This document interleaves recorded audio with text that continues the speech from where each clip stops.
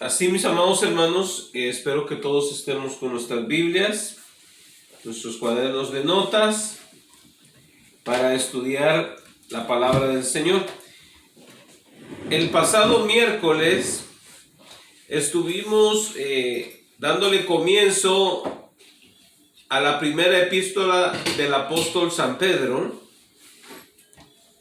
que fue dirigida a los expatriados, a los judíos expatriados que estaban en la dispersión, en lo que se conoce hoy en día como Turquía, que son las diferentes provincias que nombra, entre ellas el Ponto, Galacia, Capadocia, Asia y Bitinia. Gloria sea el nombre del Señor. Entonces, amados hermanos, el apóstol se estaba dirigiendo a los hermanos judíos regados por el mundo, y por eso utiliza a veces ciertas palabras que están relacionadas con el servicio que se hacía en el templo en aquel tiempo, porque el templo todavía no había sido destruido. El templo fue destruido en el año 70 y se cree que el apóstol Pedro murió alrededor del año 66 en una de las persecuciones que hizo Nerón en contra de la iglesia. Entonces, durante la vida del apóstol siempre estuvo el templo de Jerusalén en pie. 4 años más tarde fue derribado ese templo. Entonces, por eso utiliza un lenguaje bastante familiar para los judíos, y por eso es importante saber quién escribió una epístola. Una epístola es una carta, y a veces nos referimos como carta, como en inglés lo trata como carta. Dice the first letter of Peter. Entonces, amados hermanos, es importante saber quién la escribió y a quién fue escrita. Eso es de suma importancia para poder tener un claro entendimiento de la palabra del Señor, para no andar sacando conclusiones equivocadas. Entonces comenzamos con el capítulo 1, el cual terminamos el miércoles pasado, y el día de hoy vamos a continuar con el capítulo 2. Gloria sea el nombre del Señor. Si usted no ha leído el capítulo 1, le animo a que lo lea cuando se termine el estudio. Lo animo a que lo lea, porque es un capítulo muy interesante, y si usted no ha visto ese video, puede buscarlo ahí en el YouTube. Bueno, ahora pasamos al capítulo 2. Gloria sea el nombre del Señor, de la primera epístola del apóstol San Pedro. Y dice la palabra del Señor así, de esta manera: por tanto, desechando toda malicia y todo engaño e hipocresías, envidias y toda difamación, desead como niños recién nacidos la leche pura de la palabra, para que por ella crezcáis para salvación, si es que habéis probado la benignidad del Señor. Bueno, nos vamos a detener un poquito ahí y vamos a ver lo que el hermano nos está recomendando a nosotros, el apóstol. Porque recuerde, es para la iglesia del Señor. Y dice: por tanto, desechando toda malicia, o sea, todo lo que sea malo o de mala intención en nuestra vida, tenemos que deshacernos de ello. Recuerden una cosa siempre: la Biblia no se dirige a los incrédulos, siempre se dirige a los creyentes. La Biblia no trata con los incrédulos, sino con los creyentes. Entonces, a nosotros nos dice que si hay algo malo en nuestra vida, alguna intención mala, desechando toda malicia, Y luego dice, y todo engaño. ¿Por qué? Porque la malicia y el engaño es lo que pululan, por decirlo así, en los corazones de la gente. Usted sabe que el mundo vive hasta el cuello en malas intenciones, en envidias y todo lo demás, y con malas intenciones para su prójimo, y luego viven en la artimaña del engaño. Entonces, Dios quiere que nosotros nos deshagamos de esas cosas viejas, o sea, la vieja levadura, y que ahora seamos una nueva masa, sin levadura. Entonces todo esto es levadura, y dice, e hipocresías, o sea, el tener dos caras,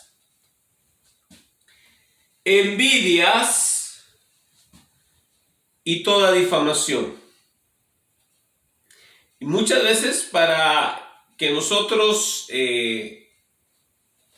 sobresalgamos, queremos poner por el piso a otra persona, y lo hacemos difamándola, queriendo mostrar que esa persona no es lo que dice ser, y la difamamos. Y dice la Biblia que debe quitarse toda difamación de nosotros. Dice el versículo 2, desead como niños recién nacidos la leche pura de la palabra, para que por ella crezcáis para salvación. Entonces, en la vida del creyente hay una etapa, como en la vida de los niños pequeños, existe una etapa en la cual debemos de beber leche. Debemos de desear la leche. Cuando dice cómo, es una comparación, como si fuéramos niños recién nacidos. Los creyentes debemos de evitar actos de disensión y alimentarnos de la leche espiritual de la palabra, que se usa aquí como una metáfora para referirse al sustento divino que se saca del Evangelio. Entonces, amados hermanos, todo creyente debemos de alimentarnos de la palabra de Dios, que es la leche espiritual. Y en la palabra hay leche y hay vianda. La vianda es la comida sólida, pero esa llega cuando el creyente madura. La vianda se le da a los maduros. Por eso el apóstol Pablo, en 1 Corintios, en el capítulo 2, habla de que no podía darles vianda sólida a los corintios, sino que tenía que darles leche, porque había pasado tiempo y ellos no habían crecido, seguían siendo enanos espirituales. Entonces, la palabra del Señor nos manda que nos alimentemos de ella, para que podamos, dice, crecer, para que por ella, dice, crezcáis para salvación. Entonces tiene que haber un crecimiento. Si no hay un crecimiento, quiere decir que nos hemos estancado. Y un niño que va creciendo y se estanca se convierte en un enano con el paso del tiempo, ¿verdad? Y debemos de evitar el enanismo espiritual. El problema hoy en día es que mucho creyente no tiene hambre de la palabra, no tiene sed de la palabra. No busca, no lee, no escucha, nada. O sea, escucha cosas que no son de beneficio, cosas que no son de provecho. Esas cosas son las que escuchan. Películas y juegos, eso es lo que escucha. Entonces, no escucha la palabra de Dios, porque la palabra de Dios es la que le va a dar el crecimiento a uno. Y usted puede ver el crecimiento en una persona cuando esa persona estudia la palabra de Dios y esa persona vive la palabra de Dios. Por su conducta usted va a ver si esa persona es una persona madura o no es madura. Lo va a reflejar. O sea, eso es obvio. Usted ve un niño que va creciendo, lo va a reflejar. Lo deja de ver usted 2 o 3 meses y luego lo vuelve a ver y dice, wow, creció más. Pero mucho creyente no crece. Lo ve usted 5 años más tarde, las mismas mañas, las mismas malas costumbres, las mismas pláticas, y no ha crecido. Y eso es triste. Eso es triste. Pero el apóstol nos está animando y nos está dando pautas que nosotros debemos de poner atención. Y dice, primero, desháganse de lo malo en su vida. Segundo, bébanse la leche espiritual y van a crecer. Y van a crecer para salvación. Y luego dice el versículo 3, si es que habéis probado la benignidad del Señor. Entonces lo está condicionando. Si usted ha experimentado la benevolencia o la clemencia de Dios, o sea que ha sido usted salvo, entonces usted va a desear las cosas anteriores. Por eso lo condiciona el apóstol, dice, si es que han probado la benignidad del Señor, entonces van a desear las cosas anteriores. Gloria sea el nombre del Señor. Bendecimos al Señor, amén. Entonces, si usted ha gustado la benignidad del Señor, cambiemos de manera de ser. Deseemos las cosas que le agradan al Señor. Gloria a Cristo. Así pasamos al versículo 4. Viniendo a él, o sea, a Jesús, como a una piedra viva, desechada por los hombres, pero escogida y preciosa delante de Dios. Entonces, ¿qué es lo que está diciendo aquí? Que el Señor Jesucristo es una piedra viva. Piedra viva que los que estaban edificando religiosamente, los sacerdotes que estaban en el templo, no lo tuvieron a él en cuenta, sino que lo desecharon y lo entregaron a muerte.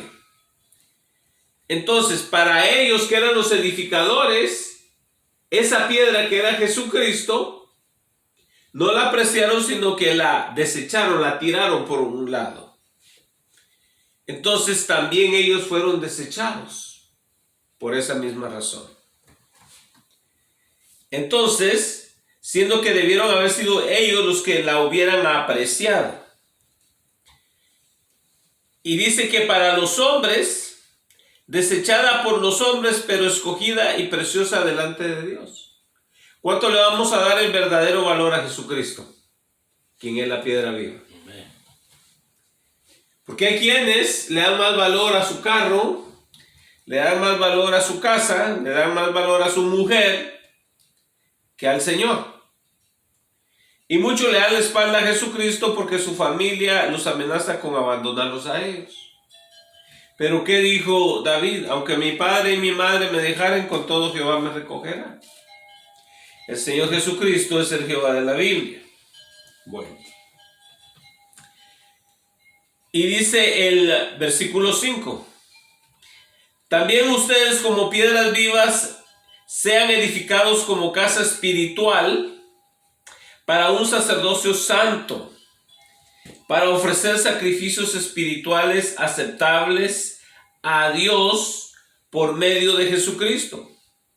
Entonces, el apóstol nos está aconsejando y nos dice, también ustedes, como piedras vivas, Jesucristo era piedra viva, y usted y yo también somos piedras vivas, y todas estas piedras vivas hacemos un templo que es el templo de Dios. Por eso dice allí, como casa espiritual, dice para un sacerdocio santo, para ofrecer sacrificios espirituales aceptables a Dios por medio de Jesucristo. Entonces recuerde, nosotros pertenecemos a un sacerdocio santo. Aquí lo dice claramente la palabra. En el Antiguo Testamento habían sacerdotes levitas o de la descendencia de Aarón. Estos eran los que se presentaban delante de Dios y presentaban al pueblo haciendo peticiones por el pueblo. Pero con el cambio del pacto, también cambió el sacerdocio. En aquel tiempo tenían por sumo sacerdote a Caifás, cuando Jesús fue entregado. Ahora, en la iglesia del Señor, el sumo sacerdote se llama Jesucristo. Y los sacerdotes es el pueblo de Dios.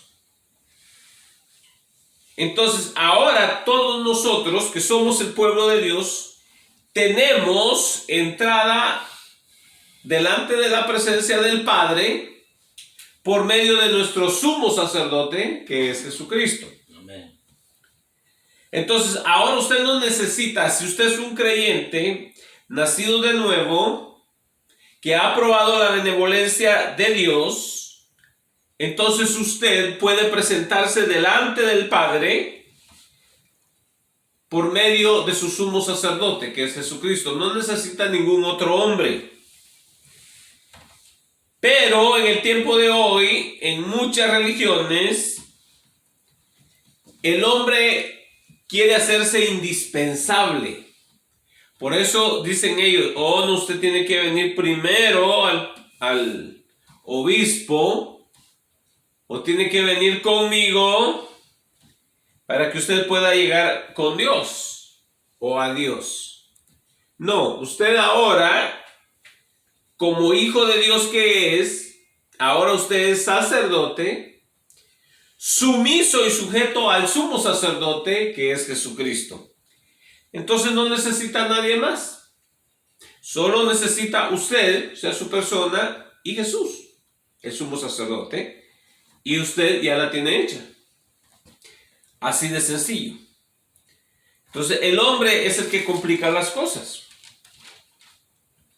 Pero también el apóstol quiere que usted y yo reconozcamos que estamos formando un cuerpo, que es la iglesia, que es una casa espiritual, y dice que es un sacerdocio santo, que es decir, apartado, para ofrecer sacrificios espirituales aceptables por medio de Jesucristo. Entonces el creyente tiene que ofrecer sacrificios, pero no sacrificios de animales, sino sacrificio de alabanzas al Señor, porque Él es digno de ser alabado. Gloria sea el nombre del Señor.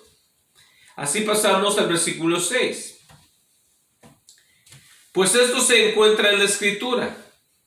He aquí, pongo en Sión, me está hablando Dios, pongo en Sión una piedra escogida, una preciosa piedra angular, y el que crea en él, o sea, está hablando que esa piedra angular es un él, es una persona, y es Jesucristo.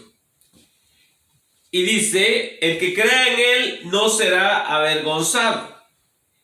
Entonces, nosotros tenemos la piedra angular. ¿Cuál es el trabajo de la piedra angular?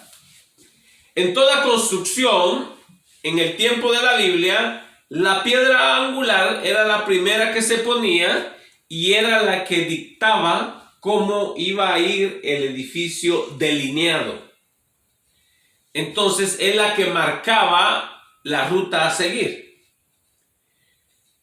Ahora la pregunta es, ¿marca Jesucristo en nuestra vida la ruta a seguir? ¿Él es la piedra angular en nuestra vida? ¿Él es el que dicta qué es lo que se debe de hacer y qué cosas no? ¿O cada quien hace lo que le da la gana? En cuanto a las cuestiones bíblicas, tenemos que seguir la enseñanza de Jesucristo. Porque recuerde, Él es la piedra angular. Y como dijo el apóstol Pablo, y ninguno puede poner otro fundamento sino el que ya está puesto, el cual es Jesucristo. Entonces el fundamento ya está puesto y se llama Jesús. Versículo 7 dice, este precioso valor es pues para vosotros los que creéis, pero para los que no creen, entre ellos estaban los religiosos de sus días, que eran tanto los fariseos como los saduceos, dice, la piedra que desecharon los constructores, que eran ellos, esa en piedra angular se ha convertido, y ellos la desecharon. O sea, la piedra indispensable es Jesucristo. Y dice el 8, y piedra de tropiezo y roca de escándalo. En otra versión dice que hace caer. La Reina Valera, ahora estoy leyendo en la Biblia de las Américas, vamos a ver cómo dice el versículo 8. Dice, piedra de tropiezo y roca que hace caer porque tropiezan en la palabra, siendo desobedientes, a lo cual fueron también destinados. Entonces,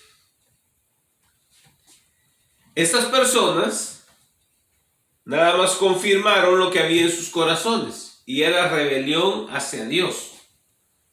Esta gente era muy religiosa, pero la religión no salva a nadie. Muy religiosa.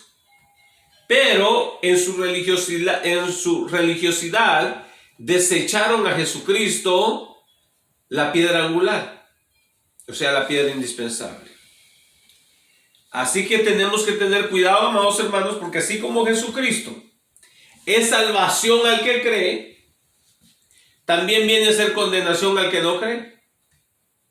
Porque como dice en el Evangelio según San Juan capítulo 3 versículo 18, dice que el que no cree ya ha sido condenado, porque no ha creído en el unigénito Hijo de Dios. Entonces, aquel que no cree en Jesucristo, que para el que cree es una bendición, para el que no cree viene a ser una maldición. Porque él solo se condenó ya por no creer en él. Gloria al Señor. Versículo 9. Pero vosotros sois linaje escogido, real sacerdocio, nación santa, pueblo adquirido para posesión de Dios, a fin de que anunciéis las virtudes de aquel que os llamó de las tinieblas a su luz admirable. Hermano, este versículo viene bien cargado de un gran mensaje bastante profundo. Aquí puede sacar usted muchas prédicas para aquel que es predicador, ¿verdad? Gloria a Dios de este pasaje. Por ejemplo, dice, pero ustedes son linaje escogido. O sea, no son cualquier cosa. ¿Por qué son un linaje? Porque ahora usted ha sido engendrado por Dios y usted ahora pertenece a un linaje especial, espiritualmente hablando. Pero ustedes son linaje escogido, y luego dice real sacerdocio. Entonces, cuando usted escucha la palabra real, se está refiriendo a algo que es de un rey. Si usted lo lee en inglés, dice, but you are a chosen race, a royal priesthood. Royal, la palabra royal viene de rey, de roy, que es rey en francés. Entonces, como el inglés está saturado de francés, tomaron esa palabra y significa un sacerdocio que viene del rey. ¿Quién es el rey? Es Jesucristo. Entonces, nosotros somos un linaje, somos un sacerdocio de Jesucristo. Y dice, y está hablando para todos, no cree usted que está hablándole a una casta. Esto quiere decir a un grupito, no le está hablando el Señor a un grupito, le está hablando a la iglesia. De todos los hermanos que estaban regados en lo que hoy es Turquía. Entonces le está diciendo, ustedes son linaje escogido, son un real sacerdocio, son una nación santa, quiere decir un pueblo santo, pueblo adquirido para posesión de Dios, o sea, como propiedad de Dios, a fin de que anuncien las virtudes de aquel que los llamó de las tinieblas a su luz admirable. Estoy hablando en un español contemporáneo, sin quitarle nada al mensaje. Entonces, lo que nos está diciendo es que somos todo eso. Somos un gran sacerdocio, una nación santa, un pueblo adquirido, dice, para posesión de Dios. O sea, usted le pertenece a Dios. El diablo no puede meterse con usted sin meterse con Dios. Porque usted es el pueblo de Dios. Gloria a Cristo. Pero usted tiene un fin, usted tiene un propósito. Y es que anunciemos las virtudes de aquel que nos llamó de las tinieblas a su luz admirable. Entonces, ¿qué significa esas virtudes? Está hablando de las riquezas que hay en Cristo, que han sido reveladas a nosotros. En este caso, viene a ser nuestra salvación obtenida por medio de la redención, de la justificación, de la santificación que hay en Cristo. Entonces, a nosotros como pueblo de Dios se nos ha dado que nosotros anunciemos lo que pondríamos en las palabras de los evangelios, el evangelio. Las virtudes de Dios es el evangelio, es la buena noticia de que Dios nos ha dado salvación por medio de nuestro Señor Jesucristo. Bueno, dice, y también que nos llamó de las tinieblas porque estábamos perdidos y ahora estamos en su luz admirable. Ahora usted ya no vive en oscuridad, ya no vive en tinieblas, sino que vive en la luz de Cristo Jesús. Gloria a Dios. Y dice el versículo 10, pues ustedes en otro tiempo no eran pueblo, pero ahora son el pueblo de Dios. Ve usted, antes no éramos pueblo de Dios, hasta que aceptamos el sacrificio de nuestro Señor Jesucristo y hemos creído que Él murió, como dice la Escritura, por nosotros, por nuestros pecados, y ha resucitado para nuestra salvación. Y dice, todavía en el versículo 10, la segunda parte, dice, no había recibido misericordia antes, pero ahora habéis recibido misericordia. Entonces, amados hermanos, nosotros hemos recibido la misericordia de Dios. Entonces, ¿qué quiere decir esto? Que hay un pueblo que no ha recibido misericordia y es el que está perdido. Hay un pueblo que vive en tinieblas, porque hay un pueblo que vive en luz también. El que vive en luz es el que ha recibido a Jesucristo, que dijo, yo soy la luz del mundo. Y recuerde el mensaje que le dio en el capítulo 26 del libro de los Hechos. El apóstol Pablo contó lo que el Señor le dijo. Le dijo que yo te he escogido, le dijo a Pablo, para que vayas y les digas o les prediques y salgan y que salgan de las tinieblas a la luz y del reino de Satanás al de Dios. Entonces, ¿por qué? Porque hay dos reinos, hay dos pueblos, el pueblo en tinieblas y el pueblo en luz, el pueblo del diablo y el pueblo de Dios. Se oye feo, ¿verdad? Pero así es, porque nada más hay dos lados, hay dos pueblos y hay dos señores. O es el Señor Jesucristo o es el del mundo. Uno de dos no puede vivir en medio. Gloria a Cristo. Entonces está el pueblo que no ha recibido misericordia y estamos nosotros que hemos recibido misericordia de Dios. Porque somos lindos, porque somos buenos. No, no, no, no, no.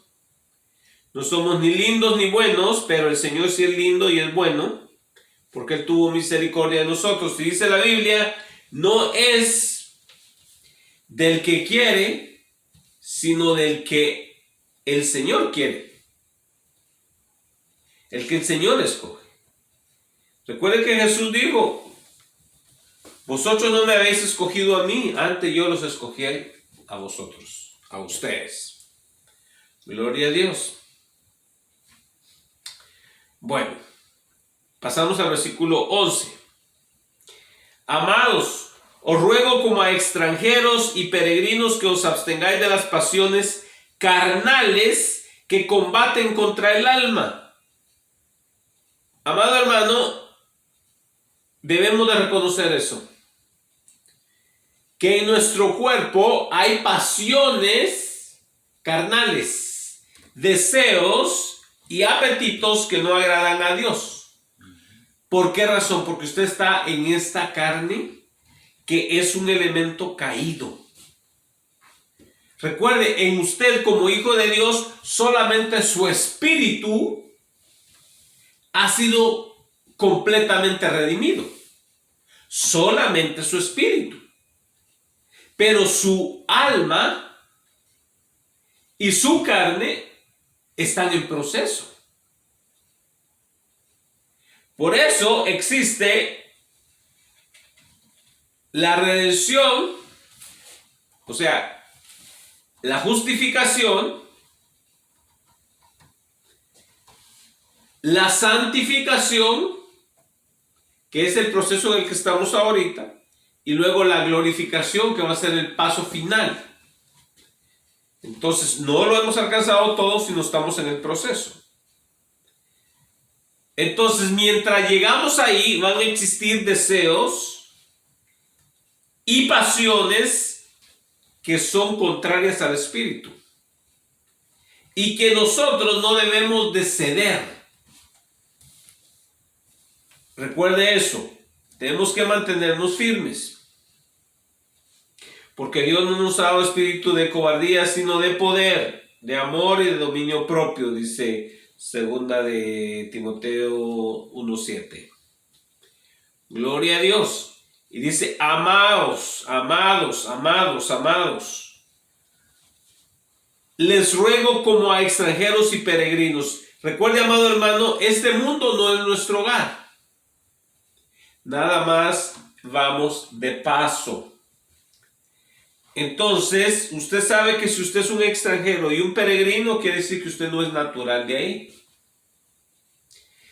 Entonces, nosotros, ¿cómo? Estaba usando esa palabra como comparación.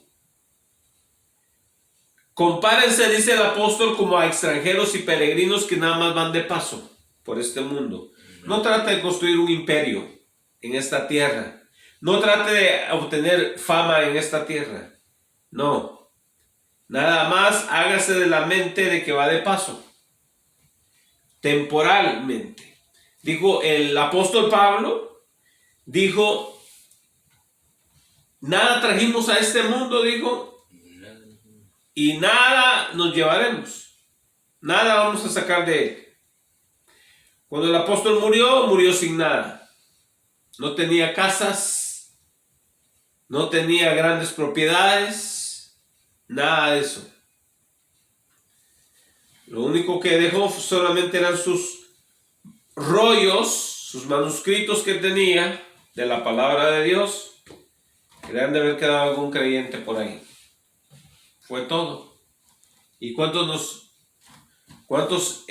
ministros en el tiempo de hoy se andan matando por hacerse ricos? Ese es caso perdido. No saben ni para dónde van. No saben ni quiénes son. Nuestra meta no es hacernos ricos, es hacernos santos. Es nuestra meta. Gloria a Dios. Continuamos. Bueno, nos advierte el apóstol que nos abstengamos de las pasiones carnales que combaten contra el alma. No le haga caso usted a la carne. La carne le va a pedir muchas cosas que debemos de negarnos a dársela. Debemos de hacer que la carne se muera del hambre. Estoy hablando figurativamente, ¿men? No estoy hablando de que en verdad se mate usted dejando de comer. Bueno, versículo 12. Mantener entre los gentiles una conducta irreprochable, a fin de que en aquello que os calumnian como malhechores, ellos por razón de vuestras buenas obras, al considerarlas, glorifiquen a Dios en el día de la visitación. ¿Qué es lo que nos está diciendo el apóstol? Dice, mantengan entre los gentiles, quiere decir los no creyentes, una conducta irreprochable, o sea, de buen testimonio, a fin de que en aquello que os calumnian, ¿qué quiere decir eso? Que va a haber gente que porque somos cristianos nos van a levantar falsos, pero son mentiras. Y luego dice, ¿cómo malhechores? ¿Qué quiere decir eso? Parecido como que si fuéramos malhechores, pero no somos malhechores, somos bienhechores. Estamos haciendo lo correcto, pero ellos nos van a calumniar. Usted no se aflija si dicen, no, pues que ese hermanito por conveniencia está en la iglesia, no, pues es que está sirviéndole a Dios o ya es pastor y por el dinero que le están dando está ahí, ¿verdad? Porque se está haciendo rico, ¿verdad? ¿Cuántos no le levantan esos falsos a usted? Miren cómo se ve el hermanito de bonito, de galán, bien vestido. Eso es con el dinero del diezmo del pueblo de Dios. Pero no es cierto. Amén. Nada más se ve galán, pero es una bendición que Dios le ha dado de su trabajo, de su esfuerzo y se ha comprado sus trapitos por ahí. Entonces, esa es una calumnia. Dice, pero usted debe dejarlos que hablen lo que quieran.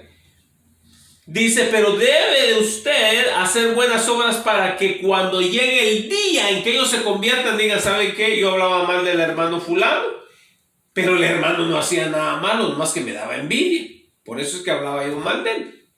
Pero el hermano tenía buen testimonio y por eso yo me convertí a Cristo al final. Entonces, ellos van a glorificar a Dios y van a decir, gracias Señor por el hermano fulanito, que a pesar de que yo lo calumnié, él no se rindió. Es la importancia de un creyente que debe de mantener un buen testimonio delante de todo el mundo. Así es sencillo.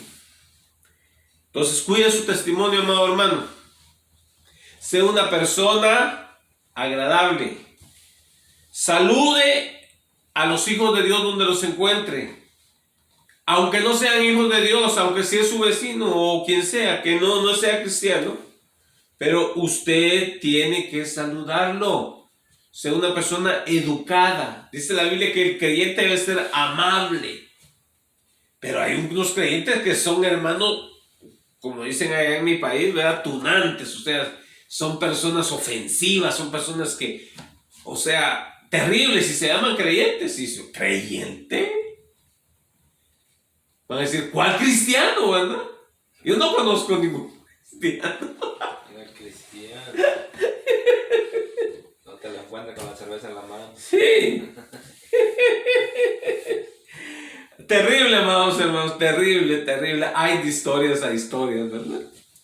Entonces, pero nosotros, amados hermanos, debemos de procurar tener un buen testimonio delante de todo el mundo. ¿Por qué? Porque a Dios le agrada eso. Amén. Gloria sea el nombre del Señor. Bueno, continuamos con la palabra del Señor. No más que no quiero abusar de su paciencia.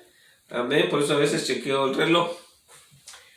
Pero para mí, hermano, a mí me gusta estudiar la palabra y le seguimos dando, amén, hasta 2 horas o 3 horas si usted gusta. Pero yo no quiero cansarlo a usted, amén. Sé que usted está cansadito, ha trabajado como yo también, ¿verdad? Fuimos a trabajar el día de hoy, pero aquí estamos estudiando la palabra del Señor. Amén. Gloria a Cristo. sin quitarle ni ponerle. Bueno, versículo 13. Ahora, pueblo de Dios, mire, nos sigue dando el apóstol, nos sigue enseñando. Ya vimos quiénes somos, qué debemos de hacer, ¿verdad? Compartir el mensaje del Evangelio de Jesucristo. Esas son las virtudes de Dios que debemos de compartir, no chismes. Debemos de abstenernos de los apetitos de esta carne que se levanta en contra del Espíritu y que todavía está con nosotros. Hay gente, hermano, que está engañada en la iglesia. Ay, yo ya me convertí a Cristo. Ay, yo ya no tengo esas cosas. Son puras mentiras. Es un hipócrita y un mentiroso. Porque dice la Biblia que esta carne va a seguir pidiendo. Pero usted no debe de darle. Usted que es espiritual, ¿verdad? Y si usted en dado momento se ha sentido tentado y usted no lo ha entendido, tranquilo. Es normal que la carne le pida cosas que no debe. Ahora, el trabajo de usted es negarle las peticiones a la carne. Es todo lo que tiene que hacer. La carne dice, ay, por favor, dame esto. Y usted dice, no. ¿Verdad? Quiero tomarme unas frías. ¿Verdad? Usted le dice, si son cervezas, no. ¿Verdad? Si es leche fría, entonces sí. Amén. Pero no se va.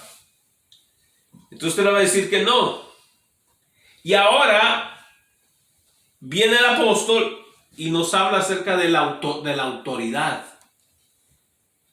Amén. Este es otro tema de discipulado, la autoridad, ¿verdad? Y luego dice el 13, sométanse por causa del Señor a toda institución humana, ya sea al rey como autoridad. 14 dice, o a los gobernadores como enviados por él, para castigo de los malhechores y alabanza de los que hacen el bien. Entonces, amado hermano, todos nosotros debemos de estar sometidos a las autoridades que son una institución humana. En esta versión así lo dice. Vamos a ver cómo lo dice en la Reina Valera. 13. Dice, por causa del Señor someteos a toda institución humana, ya sea al rey como a superior, ya a los gobernadores como por él enviados para castigo de los malhechores y alabanza de los que hacen el bien. Entonces, hay una regla, amados hermanos, porque hay instituciones humanas y hay instituciones espirituales. Entonces, en el ámbito humano están los reyes y los gobernadores. En el tiempo de hoy, en lugar de reyes, en muchos países son presidentes. Y luego los gobernadores. Esas son instituciones humanas. Pero también está la autoridad espiritual. En este caso, es en la iglesia del Señor. En la iglesia del Señor, Dios ha puesto autoridades ahí también. Entonces, tanto con la autoridad humana como con la autoridad terrenal, usted debe de estar sujeto a todo lo que ellos digan, siempre y cuando esté de acuerdo con la palabra de Dios. En el único momento en que usted está autorizado a desobedecer es cuando le pidan o le ordenen hacer algo contrario a la palabra de Dios. Entonces, cuando la palabra del rey está en conflicto con la palabra de Dios, siempre la palabra de Dios tiene supremacía sobre la palabra del rey. Recuerden los apóstoles, las autoridades religiosas le dijeron, tienen prohibido predicar en ese nombre, en este lugar. Les prohibieron a los apóstoles que predicaran en el nombre de Jesucristo. ¿Y qué les dijeron ellos? Con respeto les contestaron, miren, ¿qué creen ustedes? ¿Está bien obedecer a los hombres antes que a Dios? Dijeron, no. Tenemos que obedecer primero a Dios antes que a los hombres. Entonces, por ejemplo, si el marido le pide a su mujer que haga algo que es contrario a la Biblia, la mujer tiene que decirle al marido no. Aunque él sea su autoridad. Pero tiene que sujetarse ella primero a la palabra de Dios. Y lo mismo, en esta tierra nos pide, por ejemplo, el gobernador, no hagan esto. Y si nosotros vemos que no está en conflicto con la Biblia, tenemos que obedecer. Así de sencillo. Si el gobernador me dice, no vas a leer la Biblia, Efraín, yo la voy a seguir leyendo. Yo voy a desobedecer. Porque Jesucristo me dice, escudriña las Escrituras. ¿Ve usted? Entonces, vamos a obedecer primero a Dios. Entonces, pero si lo que el rey dice no está en conflicto, tenemos que obedecer lo que el rey dice. Si no está en conflicto con Dios. Estoy diciendo con Dios y su palabra. Gloria a Dios. Recuerde, esas son las leyes y los parámetros. Hay muchas sectas que están por ahí, yo pienso que ustedes las conocen, que quieren poner a su líder, a su profeta o a su apóstol con más autoridad que la que Dios dice, con más autoridad que lo que la palabra dice. Usted no estaba sujeto a obedecer esa autoridad de ninguna manera. Pero como ellos quieren mantener el control y monopolio de la gente, a dónde va, de dónde viene, ellos quieren saber todo. Ellos quieren ser Dios. Por eso es que ellos hacen esas cosas. O diseñan las leyes para que sean de esa manera. Bueno, 15. Dice, porque esta es la voluntad de Dios, que haciendo bien, esta es la voluntad de Dios, que haciendo bien hagáis enmudecer la ignorancia de los hombres insensatos, de los que hablan por gusto. Entonces usted va a seguir haciendo el bien, aunque hablen mal de usted, pero usted les va a tapar la boca con su conducta irreprochable. 16. Andad como libres, porque somos libres en Cristo, pero no uséis la libertad como pretexto para la maldad, sino empleadla como siervos de Dios. Es lo que está pasando hoy en día. Dicen, somos libres, ahora en Cristo somos libres. ¿Y qué quiere decir con eso? Oh, que como yo ya acepté a Cristo, entonces ya puedo ir a los bailes, ya puedo estar moviendo el esqueleto en los bailes, cantando canciones que a Dios no le agradan, porque traen un mensaje contrario a la Biblia, echándose las frías, las cervezas, ¿verdad? Ah, pero yo ya soy cristiano. Emborrachándose, hermano. Hoy en día hay iglesias en que se permite que el pueblo de Dios se emborrache. Dice, es que somos libres en Cristo. No, usted no tiene la libertad para volverse al lodo, al cielo. No, usted es libre para servirle a Cristo, no para volver a la esclavitud, porque Jesucristo dijo, el que hace pecado, esclavo es del pecado. Entonces, si usted, después de haber recibido a Jesucristo como su Señor y Salvador, después de haberse bautizado, y usted dice, ya soy libre ahora, y se vuelve otra vez al lodo, vuelve usted a caer en esclavitud. Es terrible, después de ser uno libre y caer en la esclavitud. Y así andan muchos. Ahora yo ya soy salvo, así que puedo fornicar todo lo que quiera. Puedo adulterar todo lo que quiera, nomás voy a la iglesia y voy a alabar a Dios y todo bien. No, está en esclavitud otra vez. Dice el apóstol, anden como libres, pero no usen la libertad como pretexto para la maldad. Nunca utilice usted la libertad que usted tiene para practicar lo que es malo. Dice, sino que empleemos esa libertad como siervos de Dios. ¿Somos siervos de Dios? La palabra siervo significa sirviente. ¿Le servimos a Dios o no? Tenemos que servirle al Señor. Cuando usted escuche esas iglesias que no son libres, sino son libertinas, aléjese de ahí. Pero a muchos les encanta como la carne. A la carne le gusta todo eso. Dice, ay, no, yo voy a una iglesia que es tan chévere, ¿verdad? Una iglesia donde traen a los Tigres del Sur, ¿verdad? Y todo lo demás, y el pastor baila con su mamá en la plataforma. Esa es una desvergüenza. Llegan a profanar, amados hermanos, el templo de Dios. Gloria a Cristo. Bueno, 17. Honrad a todos. Tenemos que honrar a los demás, hermanos. ¿Qué quiere decir eso? Darles su debido respeto que merecen. Amen a los hermanos. Hay gente, hermano, que no ama a nadie más que a sí misma y quizás a los de su casa. Máximo.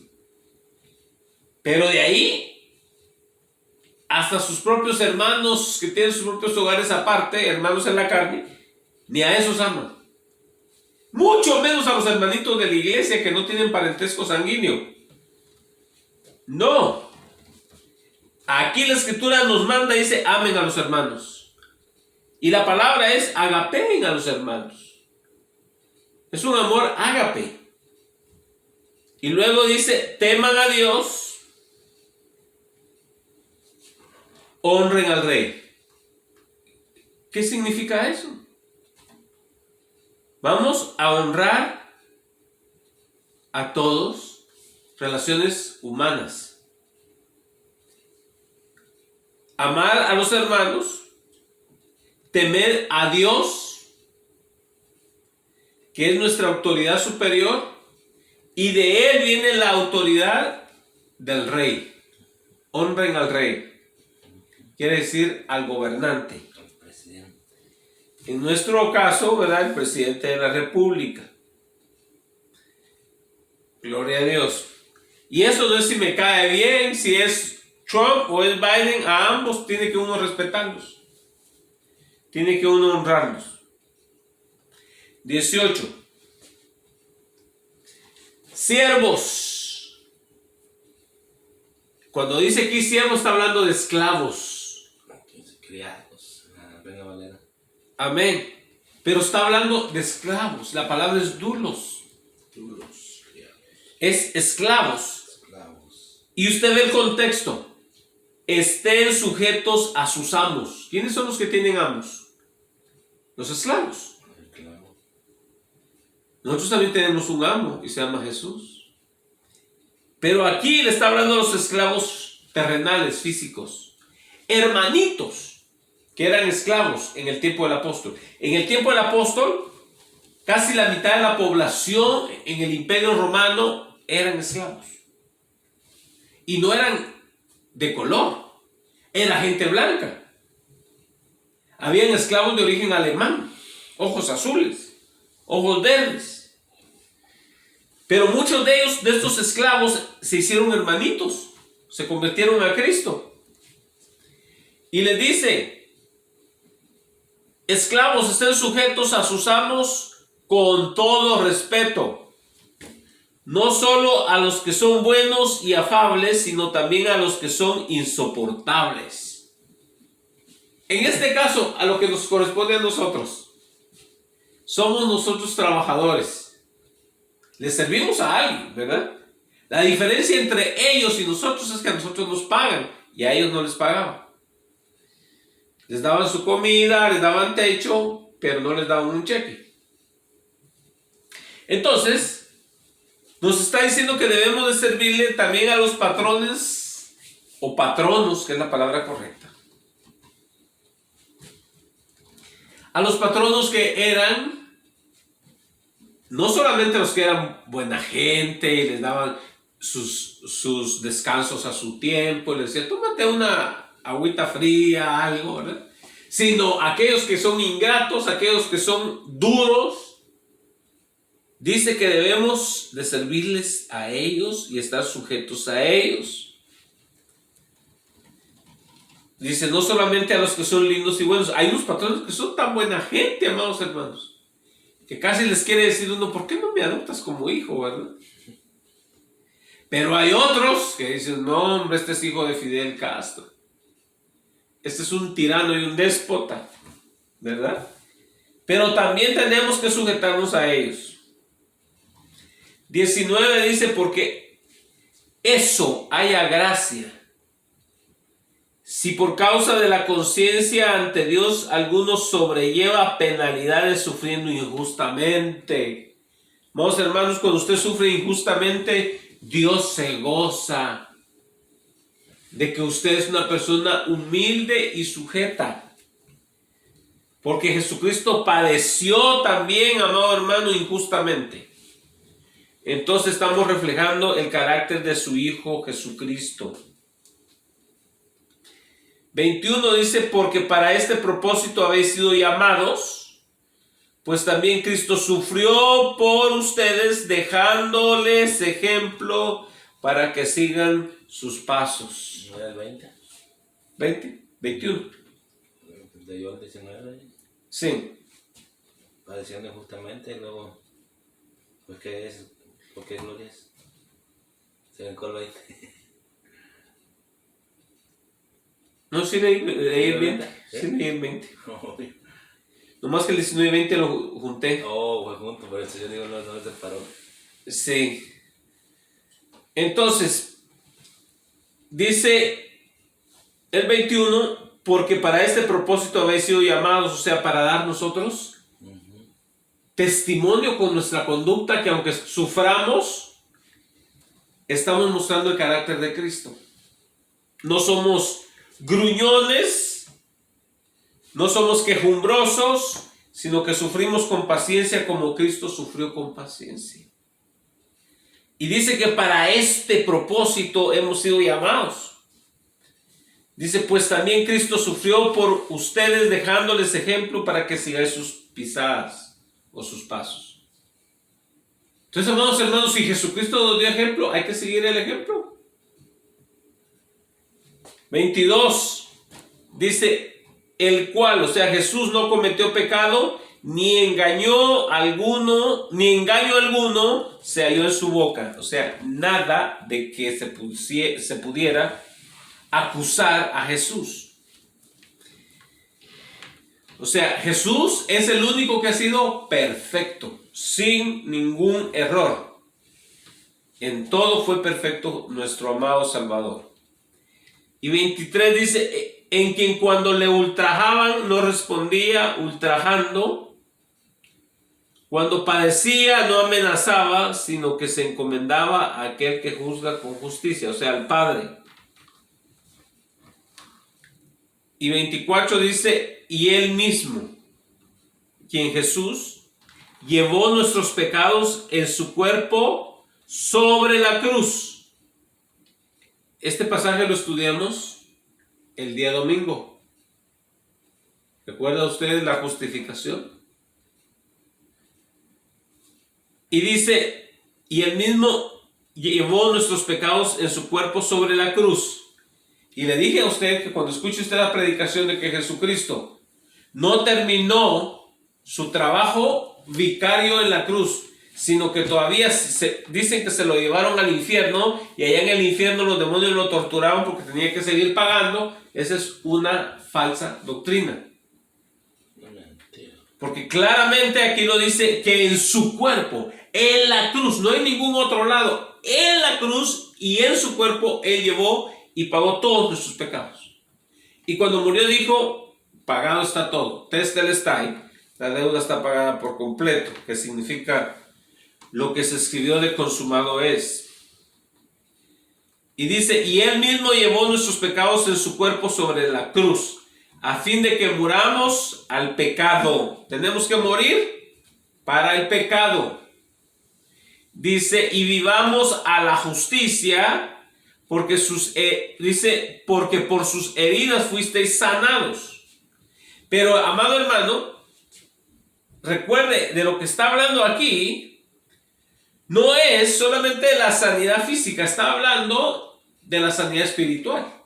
Salvados. O sea, fuimos sanados porque teníamos una enfermedad que se llamaba pecado. Y dice, pues ustedes andaban descarriados como ovejas, pero ahora han vuelto al pastor y obispo o guardián de vuestras almas, el episcopos. Entonces, ahora hemos vuelto. Antes dice que andábamos descarriados, como dice Isaías 53. Dice que nos descarriamos, dice el profeta, y cada quien buscó su propio camino. Entonces, amados hermanos, nosotros hemos vuelto a Jesucristo, nuestro pastor y obispo. Gloria sea el nombre del Señor. Entonces, amados hermanos, así concluimos el capítulo 2 de Primera de Pedro. Amén. Gloria sea el nombre del Señor. Bendecimos al Señor por su palabra. Espero que hayamos aprendido algo. Gloria sea el nombre del Señor para que lo pongamos en práctica.